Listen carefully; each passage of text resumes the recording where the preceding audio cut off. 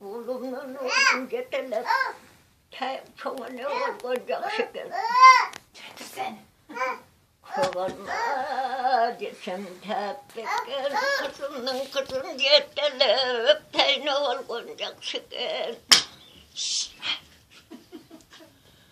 Sağ ol. Oraya çıktırıyorum. Gelinim başı yaşıl gül atat ne kentir. Uşuntuyla oturgan meyrem kanım esendir. İşte onun başı kızıl gül atat kıyılatır. Mesendir. Bu demiş. Tonum bornan mızdak su çıkan. Uşunca var payetine nuşu kovallar zor çıkan.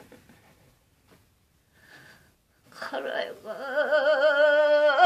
tonum bornan kaş kayıp tunuk su çıkan. Kalın kovar payetine benim kovallarım zor çıkan. Kır boyunda kalmıştı, kelinge veremez sattı. Kelinde röz bilse ya menekem bilette beybe. Say boyunda kalmıştı, baldarga verenler sattı. Baldar mözü bilse ama bakın bilette beybe.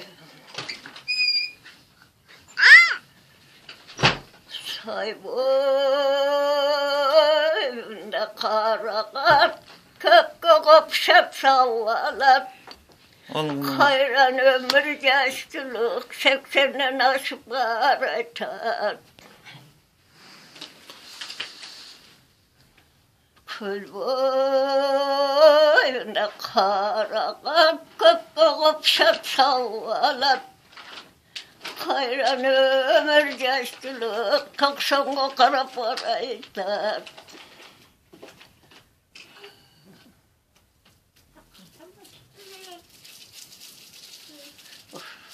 Kızıl gül